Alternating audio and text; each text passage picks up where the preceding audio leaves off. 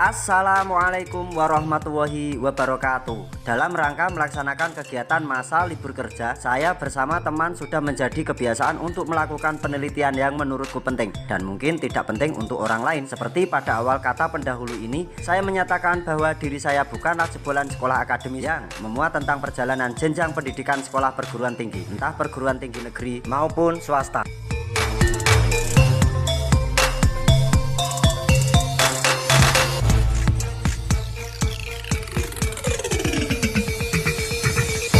Pagersari. Agak kesulitan sebenarnya, jika harus memvisualkan tentang gambaran wilayah yang satu ini. Kalau menurut saya pribadi, wilayah ini memiliki segalanya, yang belum tentu daerah lain memilikinya. Wilayah yang sangat kaya akan aspek-aspek sumber kehidupan. Aspek-aspek tersebut terkandung dalam bumi berupa sumber mata air yang melimpah, tanah yang subur, sehingga menjadikan tanah tersebut semakin mudah dan mampu untuk menghasilkan sumber pangan yang produktif. Kekaguman ini tidak berhenti pada sumber mata air dan pertanian saja, melainkan sumber lain seperti literasi sejarah yang dapat kita gali informasinya di sini. Makanya tidak heran ketika nama Pagersari disematkan untuk satu wilayah ini. Benteng berupa gunung dan perbukitan, yang memutar memagari wilayah tersebut menunjukkan bahwa, wilayah tersebut memiliki nama dan mengandung arti sangat tepat. Pagar, merupakan kalimat yang berasal dari Jawa yang berarti pagar. Penjabaran luas kalimat adalah benteng, penyebutan dalam kaidah bahasa Indonesia. Bentengan merupakan penyebutan dalam bahasa Jawa, yang secara menyeluruh memiliki arti yang sama. Sari, merupakan sebuah kalimat yang memiliki arti yang luas. Indah, menakjubkan, damai, makmur dan sentosa. Arti sari memiliki kesamaan dalam rangkuman kalimat, yang sering dilontarkan kepada orang-orang yang mengagumi keelokan alam dan suasananya. Kalimat ini berasal dari bahasa Jawa yang sudah populer di kalangan pengagum dan pecinta keadaan suatu wilayah, yang disebut dengan kalimat Gemah Ripah Loh Jinawi. Nah terus? Kalau remen-remen makam-makam sepuh ngeten iki lho, Mbak. Ini ora dingerteni. Jadi kadang nang dia nyanu ki orang Inuwe. Nggih niki Paku Buwono niki, Mbak. Jalannya biyen kan Mas. Nggih. Nisane lho, Mbah. Sami tugel. Misalnya orang lebih. Nggih. Goleki menawa ana tulisane ora ono. Biasanya teng mriki nih, Mbak. Tulisannya biasanya teng mriki. Ini ora ketemu. Napa Mbak saged maos nganu huruf Jawa? Nah, kadang-kadang ya iso didadapi. Kula bantu nggih, Mbak. Biasanya teng mriki niki, Mbak. Nek mboten teng mriki biasane. Wis tak resiki ora. Mboten enten iki, Mbak. Mboten nonton wis tak kae sing tak. Oh niki mawon notone nggih keliru. Pripun? Keliru niki kudune teng inggil niki. Lagi ya wingi sing kan ambrol-ambrol iki yo. Nggih. Jane nang kono. Napa namung 3 niki mawon, Mbak? Nggih, nak kae ning ora ana nisane ngene. Nggih. Ini ya dadi do ngira-ngira kono ling anu sapa ngono. Nggih. Nek Mbak asmane sinten? Kula suwon to. Nganu Mbah Suwondo. Memang nganu sing ngrawat makam mriki, Mbak. Betul. Golek iki kan menawa. Cobi kula bantu madosi nggih, Mbak. Nggih. Niki nisan sepuh niki, Mbak. Lah nggih niku. Ning tak golek iki menawa ana. Ya ora prasasti ning kira-kira iki tulisan-tulisan biasane ngene kan ya, Ndek. Ditulisi dhisik iki. Nggih. Aning tatahan terus jane tulisan. Nggih, beto nganu guratan ngoten niku. Ora ono. Berarti niki sing nata ulang panjenengan, Mbah? Mboten ya nggo sing sapa-sapa. Ini ya nganu Mas iki. Kino ngisor kabeh lho iki. Nggih, jane niku teng inggil. Ini ya belum tentu lho iki kabeh ngene, Mas. Nggih. Niki nganu, Mbah. Lho, Sak pengertose kula sing ngeten iki to, Mbah. Ngeten iki to, Mbah. Niki malah teng ngandhape, niki teng inggil. Niki kan ketinggal hiasan kados ngeten iki, Mbah. Damel hiasane niki. nggih ning Nggih. kedudukane ya iso. Nggih. Nggih. Nggih leres tapi mboten pasangane, Mbah. Oh, berarti namung 3 niki mawon, Mbah. Napa niki riyen nggih ngeten? Mboten niki anyar-anyar. Gegek niki sesepuh mriki nggih, Mbah. Aduh kok ya ana sing ngarani kae kono ana pinggir dalan luru. Nggih. Ana rong anu kae. Jadi lek ngarani ngono yang memang belum ana kuburan. Nggih. Nah iki ya ora. Nah niki pun dang. Niki pun dang. Niki ora pertama kali ngene sih. Yang pertama kali memper nak kae sing pertama kali nganu lho, pertama kali di makam lho ora permenaka. Nggih. Dikae memper wong isih nang njaba sarian. Nggih. Tak goleki ya masih ora ono. Jane wis apa-apa ono. Taune niku jane. Nggih. Cabe sing niki wae tak.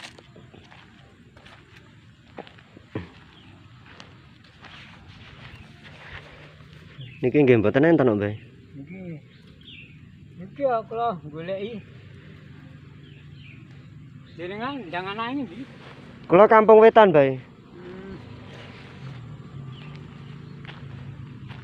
Jane 3 kali niki nggih, Mbah nggih. Nggih.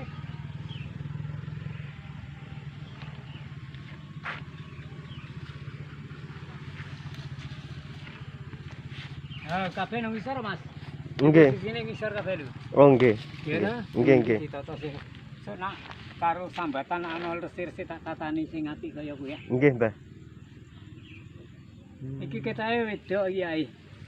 Ini ki wedok utawa nganu ya. Biasanya ketinggal setri napa kakung niku saking nggen niku ini, Mbah. Nisan. Saking nisane cuma nisane niku pun tugel. Lagi nak iki ketae iki. Mung ngene tok iki posisi lho iki nak. Nggih. Niki? Wih, Niki tugel ya niki nggih. iki nang ngisor. Berarti ngalere mriko nggih, Mbah nggih. Nggih.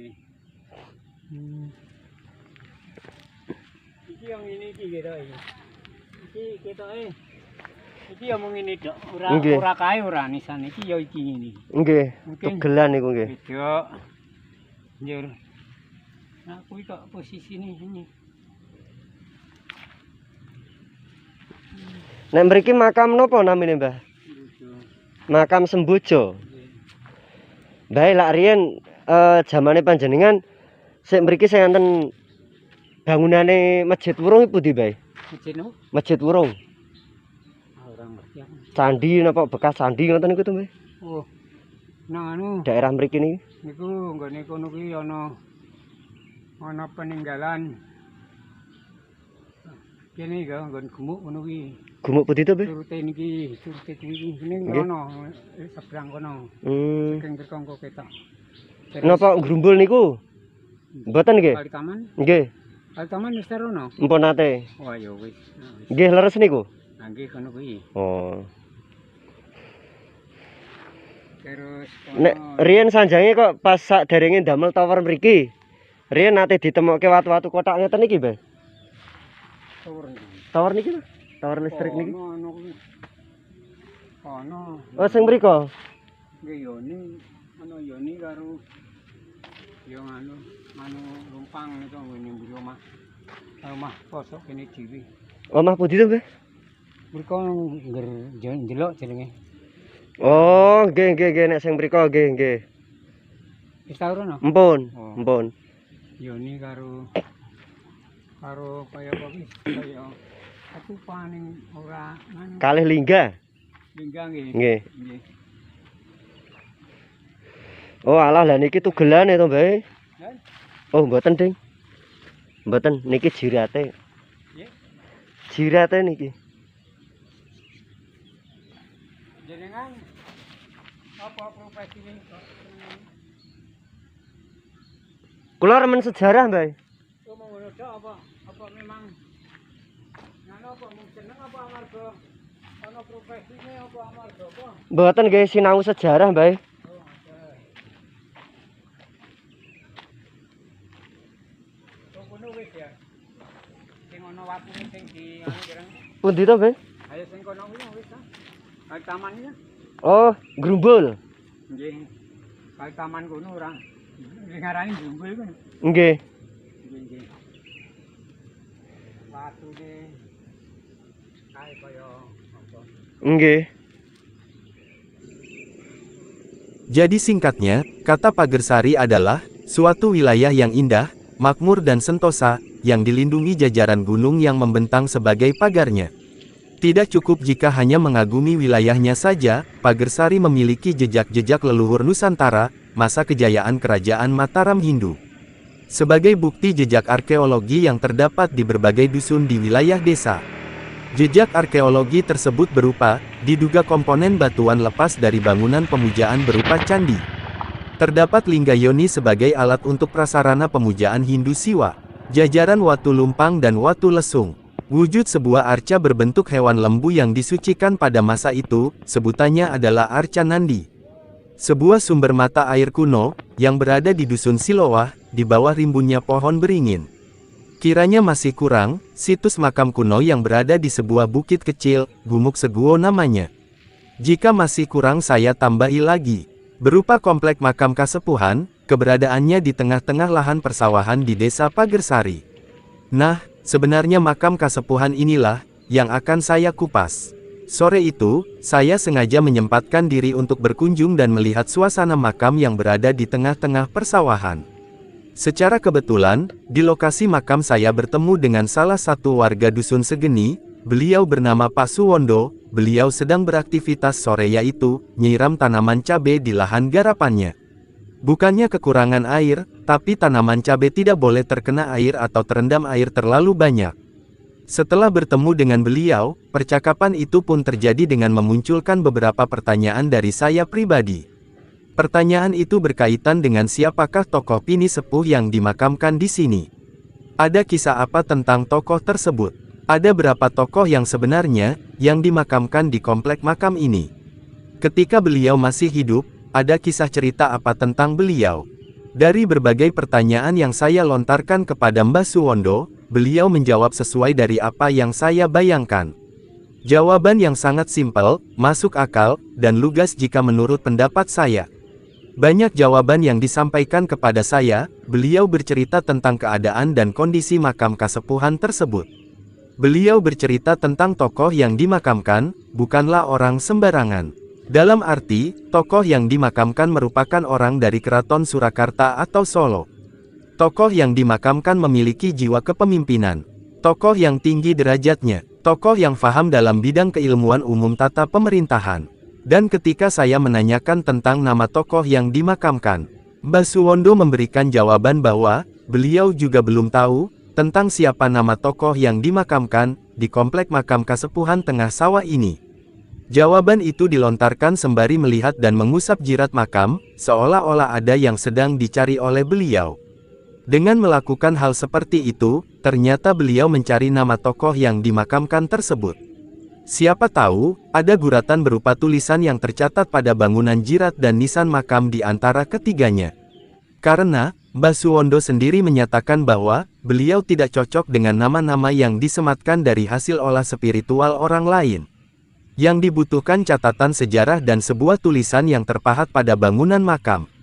Sama halnya dengan pernyataan Mbah Suwondo, memang benar bangunan makam kasepuhan tersebut memiliki langgam Pakubuwono abad ke-17 pertengahan. Jika dijabarkan, tokoh yang dimakamkan lahir sebelum pra-perjanjian Giyanti dan beliau wafat pasca perjanjian Giyanti. Jadi, pahatan atau langgam bangunan makam mengikuti Pakubuwono, karena beliau yang dimakamkan termasuk abdi dalam dari Keraton Surakarta atau Keraton Solo. Padang nek mriki nggih, Mbah nggih. Padang nggih. Nggih, kadang lagi resiki kerep resiki. Nggih, Rame nak. Lah nek menurut nganu napa pencarian nama saking spiritual asmane sinten Mbah sing makam nika? Sopo kaya ya aku. Orang pati enggak akeh aku ngono-ngono. Oh. Penting nek enten catatan sejarah nembe percaya nggih Mbah nggih. Ngono nak pendekatan sejarah piye no barangane padane kae no barang iki. Nggih. Pendekatane wah kae nak ndelok nisan sing anu kuwi kok ya kuwi kaya dene zaman Solo nak dalam Solo berarti kan dalaman Pakubuwono. Nggih Pakubuwono. Nggih. Leres bae malahan. Leres bae Pakubuwono nah niku Mbah. Lah nggih. Nak ndelok Langgame sae nggih Mbah nggih. Keren nggih. Cuman nek sing mriku mboten pirsa asmane nggih Mbah nggih. Lah wong anu malah ngerti sing do percaya kuwi nak kula nang dhisik ngono ora ono jeneng. Enten kaitane julukan napa gelar seh napa ngoten Ya niku? ngono kuwi. Enten seh-seh ngoten niku. Iya. Oh. Itu aku kan malah orang ini. Malah mboten pati Nggih. remen nggih Mbah nggih. Anu kan mencari pendekatan iki padane lagi kon Islam loro berarti zaman Islam iki mesti ono varian iki mesti Islam wis masuk Nggih. varian-varian Islam. Nggih pun kula tak cobi mriko nggih Mbah nggih. Nuwun nggih Mbah. Nggih.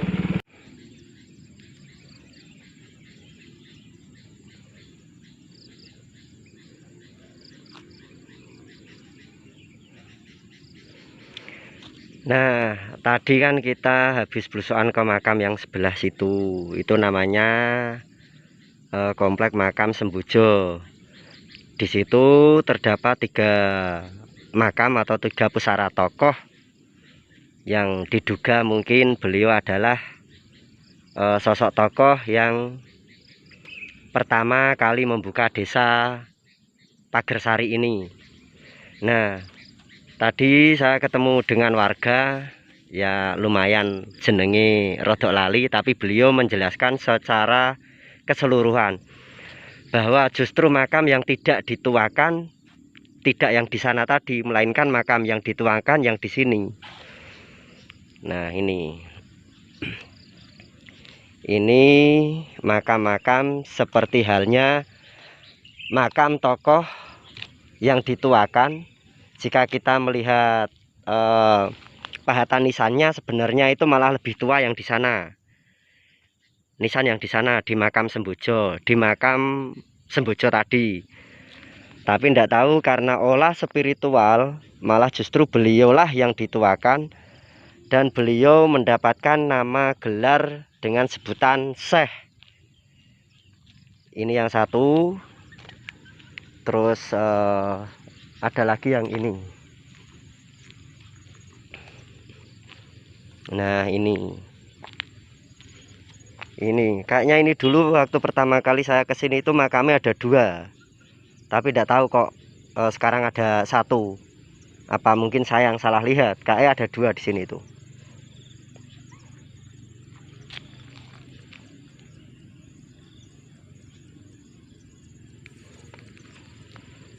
Coba kita tanya sama bapak ini.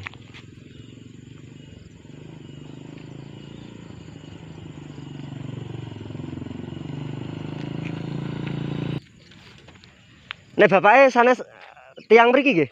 Kula seluah mriku. Oh, Selowah. Oh, berarti mboten ngertos makam sing di makam keteng mriki niki nggih, tokoh niki nggih. Mboten ngertos. Oh, nggih. Nggih nuwun, Pak.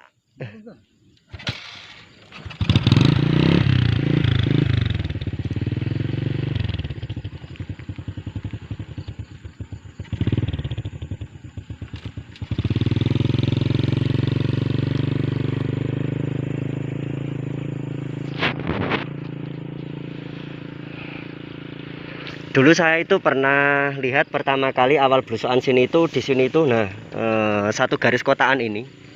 Sebenarnya dulu jalannya itu tidak selebar ini. Dulu cuma bisa dilewati untuk 1 motor saja. Dulu di sini, nah kotaan ini. Dulu itu ada batuan kotaknya. Diduga batu candi. Sebenarnya diduga batu candi. Di tulisan blogger saya pun menyatakan kalau ini dulu batu candi.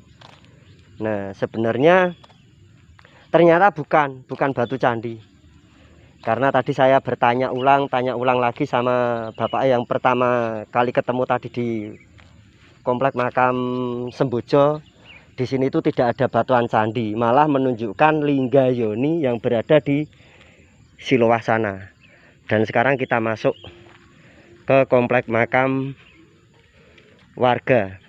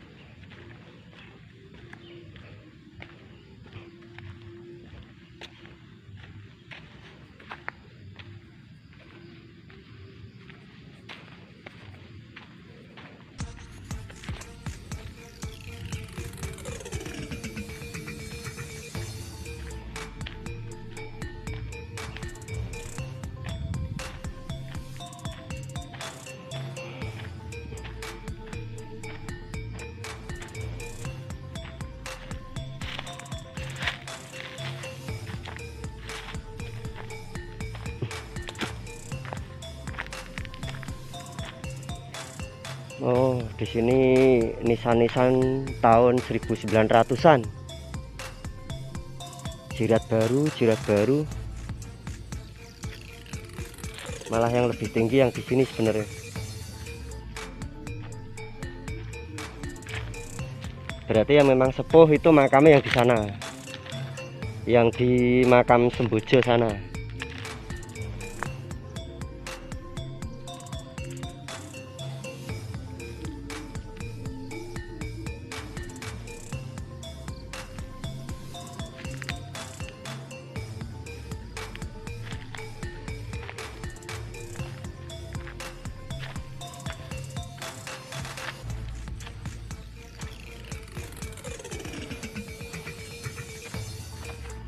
Tadi si mbahnya tadi sudah menyimpulkan toh bagaimana beliau meruntut dan bisa memisahkan atau memilahkan antara cerita rakyat dengan sedikit tinggalan yang divisualkan hingga menjadikan keputusan atau sebuah keputusan yang bisa membuat mbahnya tadi itu percaya bahwa makam ini dari Solo. Kalau dari Solo berarti makam yang di Sembojo tadi, komplek makam Sembojo tadi adalah komplek makam Kasepuhan Langgam Pakubuwono. Kalau di sini makamnya Amit Sewu atau Nuwun Sewu tidak ada yang lebih sepuh nisannya ketimbang yang di makam Semboja sana. Di makam Semboja itu nisane tahun 1800-an, sedangkan yang di sini itu sudah di atas 1900-an. Yang di komplek makam sini loh, di atas 1900-an. Cuma memang pahatannya hampir menyerupai batuan candi. Hampir menyerupai batuan candi dengan guratan-guratan yang dilambangkan untuk membedakan antara laki-laki dan perempuan. Udah gitu aja. Nah, ini banyak nih. Terus ini.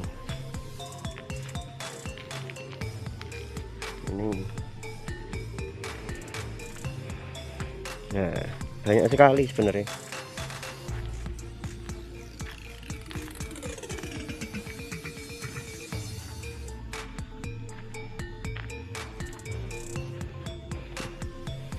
Kiranya cukup sekian. Simak terus perjalanan mengungkap kijing atau mengungkap makam antara yang tua maupun yang muda. Nah, dari sajian acara ini antara yang muda maupun yang tua, ketika kita mendapati sedang berada di dalam komplek makam yang sangat luas, kita tidak harus mendoakan khusus untuk yang tua, tapi diusahakan kita mendoakan untuk kesemuanya yang berada di komplek makam yang kita datangi. Al-Fatihah. A'udzubillahi minasyaitonirrajim. Bismillahirrahmanirrahim. Alhamdulillahirabbil alamin. Arrahmanirrahim. Maliki yaumiddin. Iyyaka na'budu wa iyyaka nasta'in. Ihdinas siratal mustaqim. Siratal ladzina an'amta 'alaihim ghairil maghdubi 'alaihim waladdallin. Mugi-mugi yang sumare di sini, yang punya keluarga yang masih ditinggalkan, masih punya dzurriyyah yang masih hidup di alam dunia, semoga diberi lapang kuburnya, diberi terang kuburnya, selalu mendapatkan lindungan dan dimasukkan ke dalam surganya Allah Subhanahu wa taala. Akhirul kalam, wabillahi taufik wal hidayah. Assalamualaikum warahmatullahi wabarakatuh.